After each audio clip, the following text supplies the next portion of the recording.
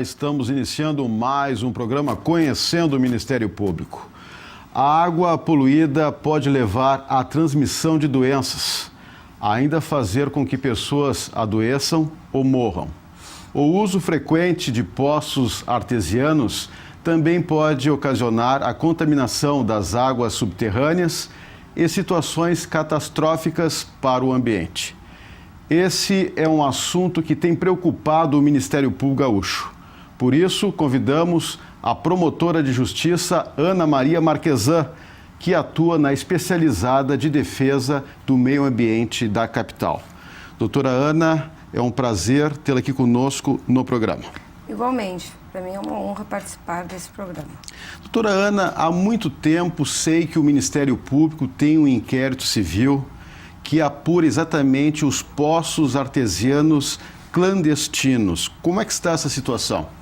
É uma situação muito crítica aqui no estado do Rio Grande do Sul, né? Nós conduzimos esse inquérito já há alguns anos, desde 2002, ele está em tramitação, porque é um problema, né, de uma dimensão realmente muito grande, né? Na medida em que a legislação gaúcha e hoje, inclusive, a legislação federal vem na mesma linha, né? Ela veda a perfuração de poço e a exploração da água de poço em locais onde haja rede pública de abastecimento, ou seja, para o consumo humano. Pelo decreto que regulamenta o Código Sanitário Estadual, né, o decreto 24.530, só é possível a perfuração e a exploração de poço artesiano ou em locais desprovidos de rede pública ou para pequenos usos, né, muito pequenos, ou para floricultura ou fins industriais. Além disso, né, a lei da Política Nacional do Saneamento Básico acabou vindo na mesma linha da legislação gaúcha, né, e obrigando, né, no artigo 45 dessa lei 11.445, né, que, ressalvadas as disposições em contrário das normas do titular da entidade de regulação de meio ambiente, toda edificação permanente urbana será conectada às redes públicas de abastecimento de água. Ou seja, existe todo um consenso no sentido de que deve haver uma inter-relação entre a rede pública de abastecimento e o lançamento de esgotos, porque existe um sistema que se chama subsídio cruzado, segundo o qual a pessoa paga pela distribuição e tratamento da água e, ao mesmo tempo, ela paga pelo lançamento do esgoto com uma proporcionalidade. E o que acontece? Aqui no nosso estado, além do problema ambiental gerado por essa discriminação, que a gente pode falar na sequência, existe uma desproporcionalidade nessa relação, porque muitas economias, inclusive de pessoas de alta renda, se abastecem para o consumo via poço artesiano, via fonte alternativa. Com isso, elas não pagam a água e com isso também elas não pagam pelo esgoto lançado, porque elas estão se abastecendo do poço e estão lançando esgoto na rede pública igual. E gera toda uma quebra nessa relação do subsídio cruzado. Então, existe também esse problema. Claro. Então, a exploração de poços artesianos sem a autorização é ilegal? Sim, é ilegal, porque existe uma legislação que impõe, em primeiro lugar, a necessidade de autorização prévia para a perfuração, né? A mera perfuração já é necessário que se obtenha uma autorização junto ao Departamento de Recursos Hídricos da Secretaria Estadual de Meio Ambiente. Além disso, para a exploração efetiva da água é necessário um outro documento que é a outorga. Só que nessas situações, né, de moradias que querem se abastecer em locais onde haja rede pública de abastecimento, essas pessoas nunca vão obter nem essa autorização, nem essa outorga, justamente porque são fontes vedadas pela legislação estadual e federal. E o Ministério Público tem feito, digamos assim, um trabalho de sensibilização para que as pessoas façam as ligações à rede pública de esgoto? Temos feito, inclusive eu presido também um inquérito civil de âmbito regional relacionado à bacia do Rio Gravataí, porque nessa bacia, especialmente nos municípios de Cachoeirinha, Gravataí, agora vamos começar com Canoas também, numa proporção um pouco menor, A Corsã e o governo do estado, através do Proguaíba, fizeram, há alguns anos atrás, uma rede excelente de tratamento de esgoto. Só que o que aconteceu? Essa rede é uma vergonha nacional, as pessoas não se ligaram à rede. Então, ela está ociosa, houve assim, um desperdício do dinheiro público muito grave, né? E não há, então, a ligação das economias a essa rede. Então, nós trabalhamos, num primeiro momento, com Gravataí, e agora estamos trabalhando muito firme também em Cachoeirinha e vamos começar a fazer um trabalho em Canoas para a sensibilização dessas pessoas para que elas venham a se conectar, porque essa pequena obra de conexão da economia à rede é um gasto que deve ser levado adiante pelo proprietário da economia. Então, as pessoas às vezes alegam que não tem recursos, que vai... Outra questão que elas alegam que vai encarecer a conta de água, um pouquinho vai realmente encarecer nesse primeiro momento. Mas na medida em que houver, né, uma disseminação tanto do uso da água da rede, ou seja, as pessoas fechando, tamponando seus poços artesianos, pagando na proporcionalidade do seu uso e pagando na proporcionalidade do lançamento do esgoto, a tendência é que vá barateando esse custo. E esse chamamento, essa orientação que o Ministério Público está dando, ele faz através de audiências públicas? Houve já várias audiências públicas, 2 em Cachoeirinha e uma em Gravataí, mas nós temos um trabalho com a Corsã e com os municípios de cada uma dessas cidades, né, com as prefeituras. Então, existe todo um trabalho em que a Corsã visita economia por economia não conectada, vê se realmente há condições técnicas de ligação, porque há situações em que não há mesmo. Então, em havendo condições, essa economia é notificada. Se ela se ligar dentro de um período mínimo ali de 30 dias a partir dessa notificação, ela vai ter uma isenção da conta de água por um período X. Se ela se ligar em 60 dias, esse período já reduz. E se ela demorar muito para se ligar, ela não vai ter mais benefício nenhum. Doutora Ana, e quem deve exatamente fiscalizar essas perfurações clandestinas? A rigor, Marco Aurélio, quem deveria fiscalizar seria esse departamento da Secretaria Estadual de Meio Ambiente.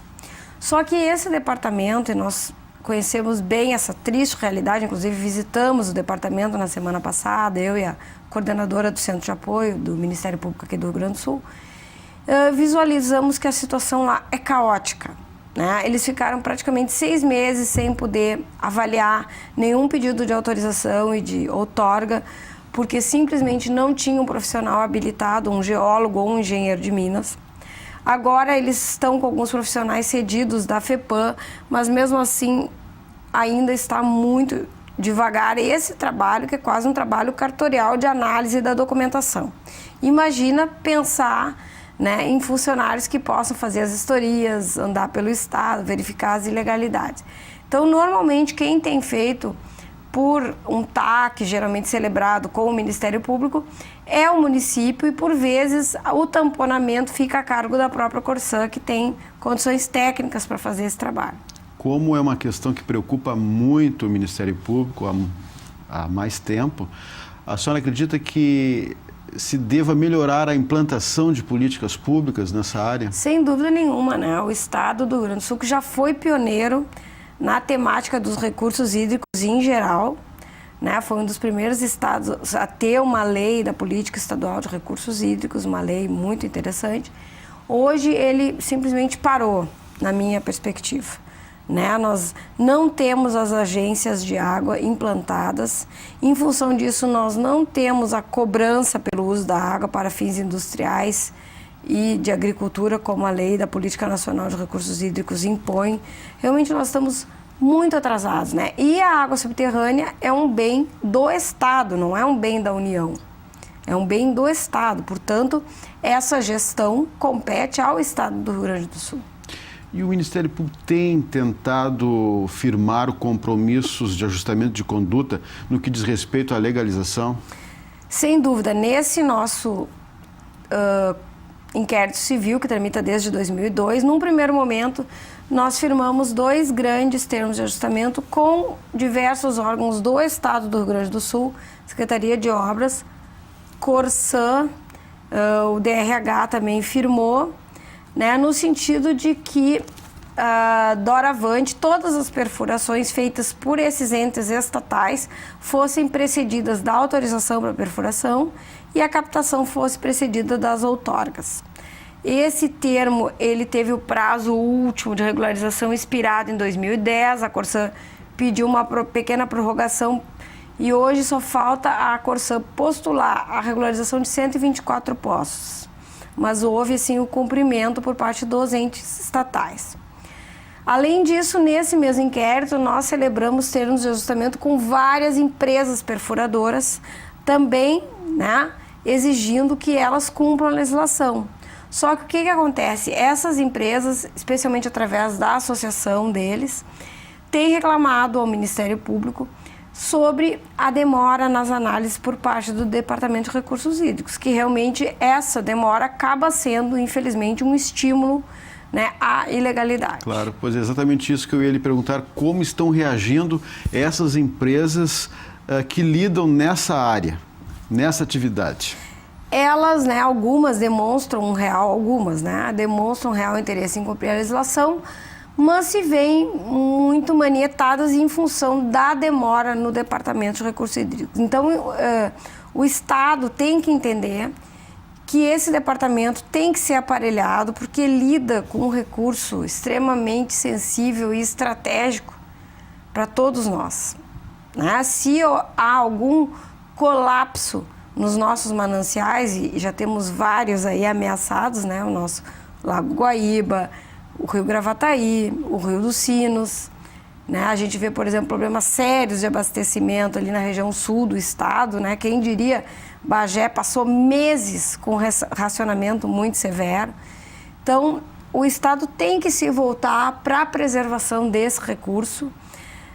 Hoje nós não vivemos aquela abundância de outrora, né? E realmente Estado neoliberal é complicado em termos de gestão ambiental, né? A gestão ambiental requer um Estado atuante, um Estado máximo, não um Estado mínimo. Claro. Doutora Ana, uma outra questão, a água subterrânea, ela é uma água, digamos assim, menos contaminada que a água superficial, mas em caso de perfurações, e principalmente perfurações mal feitas, quais são os perigos para o ser humano e também para o meio ambiente? A água subterrânea em níveis bem profundos, né, onde existe realmente um artesianismo, em geral, ela é pura, em geral, mas há situações, especialmente no litoral, em que nós temos um lençol freático aflorante e lá no litoral as pessoas fazem as tais cacimbas, que são poços perfurados sem um cuidado técnico maior, num nível muito superficial. Essas cacimbas acabam retirando uma água extremamente contaminada.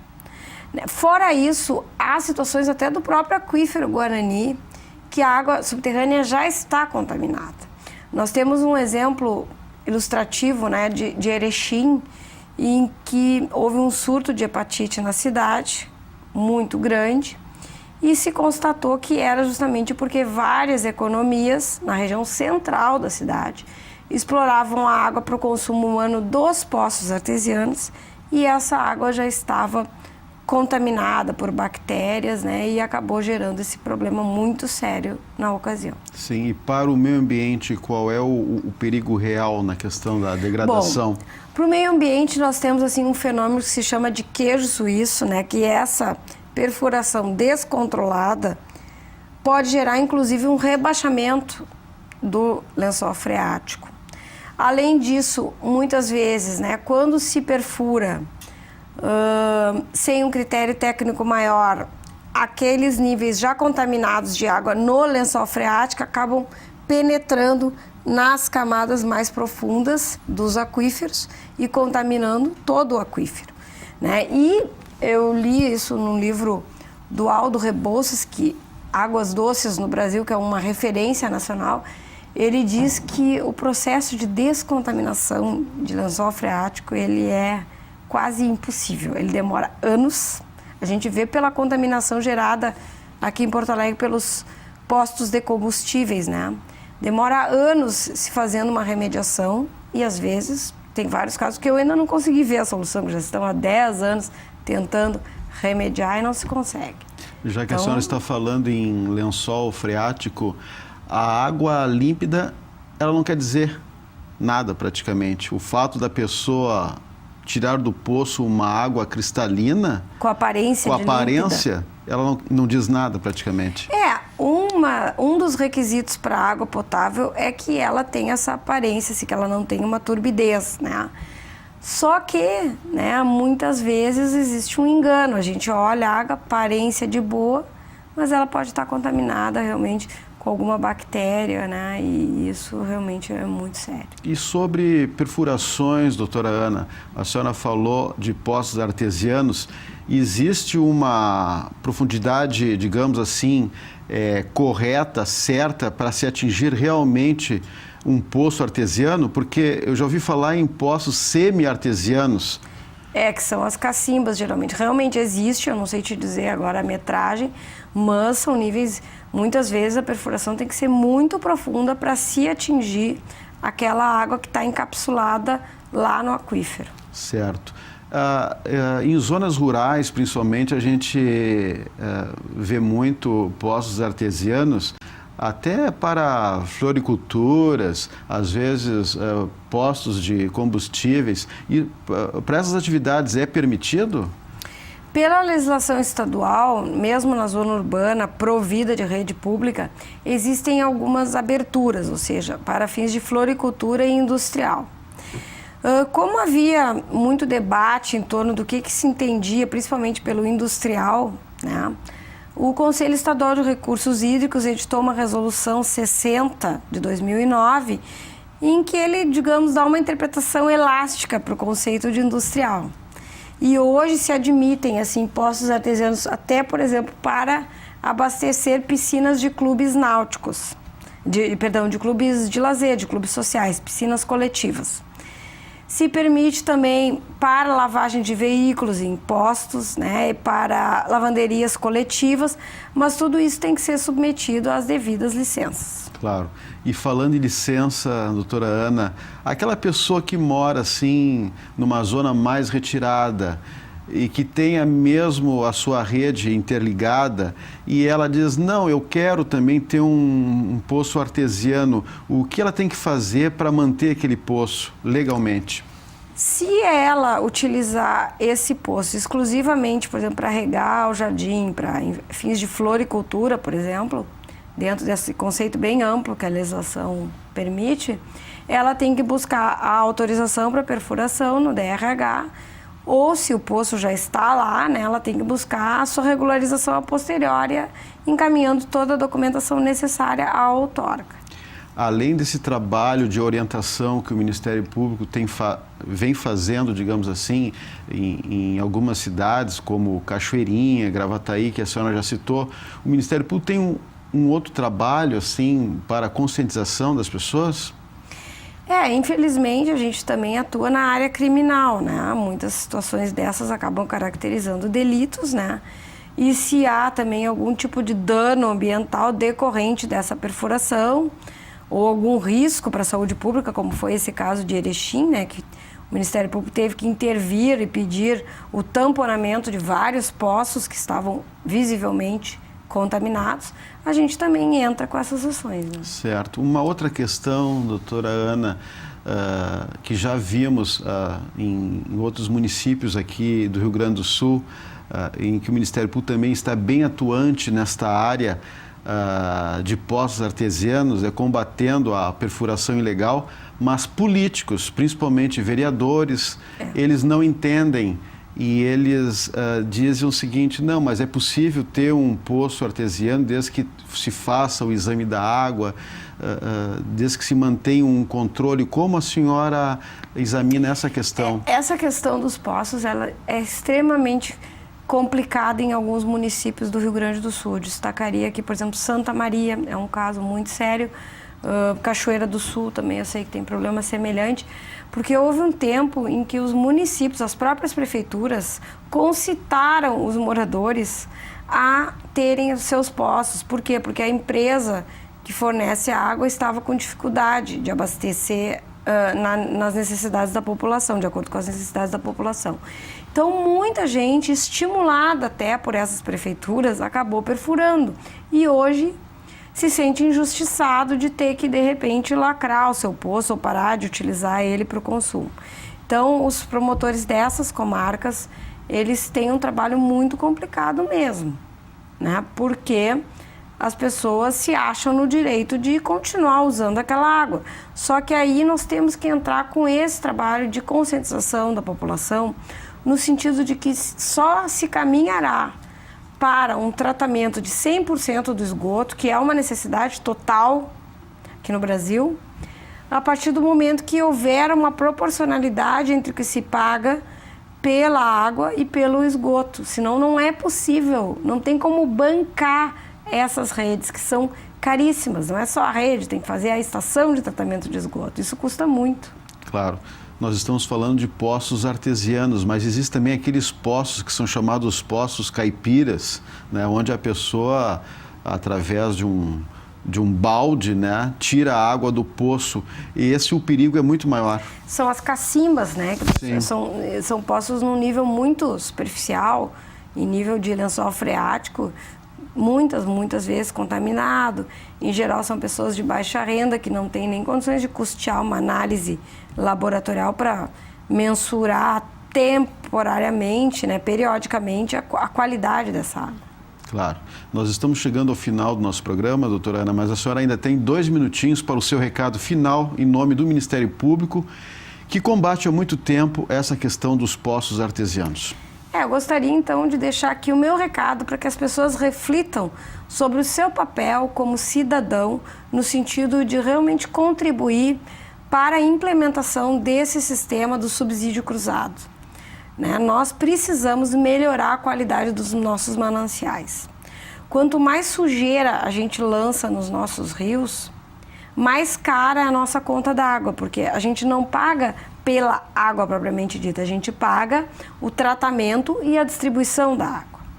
Só que, por exemplo, em Porto Alegre, hoje, o nosso DEMAI ele tem que colocar muitas substâncias químicas para tratar, para que a nossa água seja adequada. Porque o nosso manancial, que é o Lago Guaíba, ele recebe muito esgoto, principalmente carga orgânica, de vários municípios, não só de Porto Alegre, mas de toda a região. E com isso o DEMAI gasta muito dinheiro tratando essa água. Na medida em que Porto Alegre agora está implementando o seu programa socioambiental, né, o PISA. Na medida em que ele estiver implementado, que a gente estiver tratando, digamos, 70% dos nossos esgotos, automaticamente o tratamento da nossa água tende a diminuir.